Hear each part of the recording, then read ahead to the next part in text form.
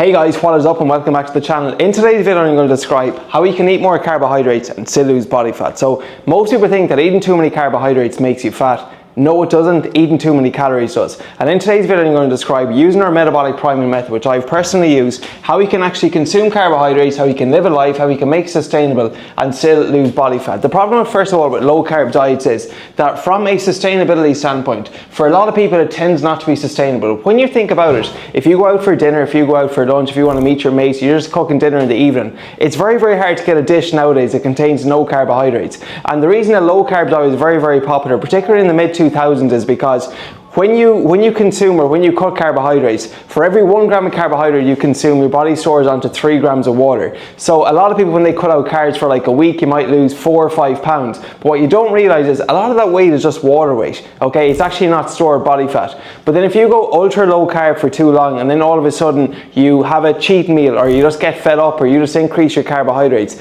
this can often lead to a dramatic spike in your weight because your body is not as sensitive to actually consuming carbohydrates. But even more importantly, not just from a sustainability standpoint, low carb diets typically tend not work well if you're someone who's into your lifting, you're into the gym, you're into just performance-based goals. Because when you think about it, your body's preferred form of energy, it's going to be stored glycogen, which is stored carbohydrates. Now, lifting weights and doing things like sprinting, doing things like cardio, running, intensive workouts, your body's preferred form of energy to fuel those activities are always going to be carbohydrates. So if you dramatically cut your carbs very, very low, sure you might lose weight, sure you might save some calories, but you will also likely decrease your performance, okay? And when you think about it from a metabolism standpoint, okay, the more muscle you have, the more calories you burn at rest. Now, if you're not able to perform well in the gym and your strength will decrease, you're probably going to lead to, or it's probably going to lead to a reduction in strength and a reduction in muscle mass, meaning that the less muscle you have, the less calories you burn at rest and the slower your metabolism is. So this is why for a lot of people, if you're active, if you're fit, if you're someone who gets after it quite consistently, I do not recommend following a low carb diet, and instead I recommend using our metabolic priming method instead. So what is our metabolic priming method? It's built on 3 main pillars. The first thing is we cycle your carbohydrates based on activity using our high-low method.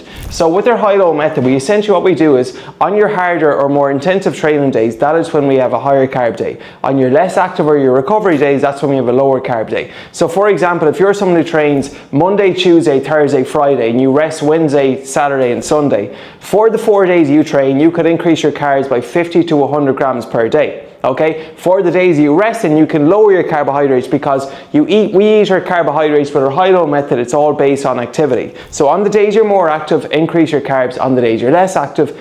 So the thing about carbohydrates is there actually technically are no essential carbohydrates your body needs to survive. Okay, so the thing about carbohydrates is there's actually no essential carbohydrate for your body to survive, meaning that you can technically survive without consuming carbohydrates. So knowing that to be true then, if you just use carbohydrates strategically on your training days and your rest days, increase them on your training days, reduce them on your rest days, that's what we have found, having coached over 800 clients, works well to help you drop body fat while maintaining muscle mass. Pillar number 2 for metabolic priming method is using strategic refeeds. So strategic refeeds are where on certain days of the week you actually systematically and strategically increase your carbohydrates. So for example, one of my clients, Tamim, I'll show him on screen, he was doing a cut, and what we did was we increased his carbohydrates in 2 days of the week, on a Tuesday and on a Friday, because those were the 2 days that he needed the most amount of energy to perform for his leg sessions.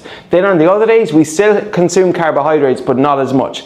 The benefit of using strategic refeeds is that when you're dropping body fat, okay, you're going to be in a calorie deficit, and when you're in a calorie deficit you're burning more calories than you are actually consuming. This will often lead to a reduction or a decrease in energy, which is completely natural. But a good way to actually mitigate diet fatigue is that using strategic refeeds, whereby on 1 or 2 days a week you gradually or systematically increase your carbohydrates, which will give you more energy and just wash off some fatigue. But then the third and the final way that actually eating carbohydrates and losing body fat is possible is that through strength training. So as I said, muscle is more metabolically active than fat, meaning the more muscle you have, the more calories you burn at resting. Okay, now the important thing about here is that when you actually strategically use carbohydrates, your body after a workout.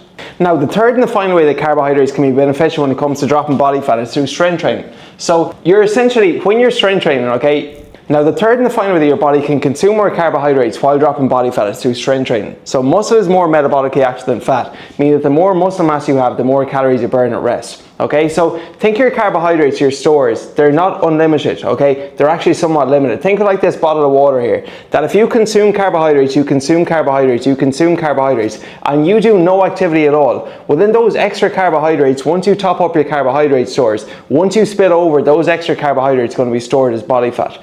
However, the good thing about doing strength training is that because strength training primarily uses carbohydrates to fuel your performance, let's just say that you top up your carbohydrate stores, but then you do an hour workout, then your carbohydrate stores will actually decrease, okay? But then you top them up again, and then you're going to lower them again. You top them up again, you lower them again.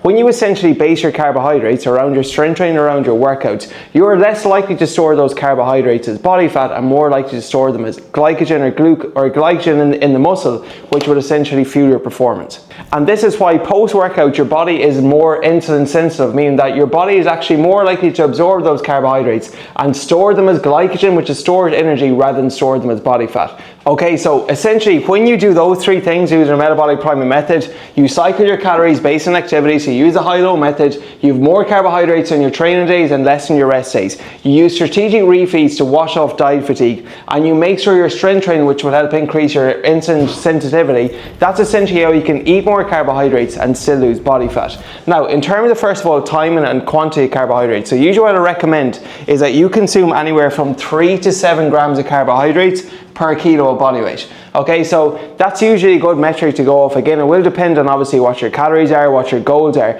but that's a usually good target to aim for. So for example, if you're 80 kilograms, that could be 80 times 3, that's 240 grams on the lower end, 7 times 8, so 560 grams of carbohydrates per day on the higher end, okay? But again, it's going to vary for individual to individual. Now, what I would say again, okay, so finally now in terms of timing then, so we understand why low carb diets generally do not work, we understand what to do instead using a metabolic priming method, how much carbohydrates or how many grams of carbohydrates should you consume. So usually we recommend is you consume 3 to 7 grams of carbohydrates per kilo of body weight. So let's just say for example you're 80 kilos, on the lower end that's going to be 240 grams, and the higher end that's going to be 560 grams. Generally speaking though, that's going to be like, for the average person, it's probably going to be 3 to 4 grams per kilo of body weight if you also want to drop body fat. But again, this will depend on your maintenance calories, your metabolism, how active you are, how often you move just on a daily basis, but that's generally a good metric to aim for, okay? But that is all for this week's video. So essentially,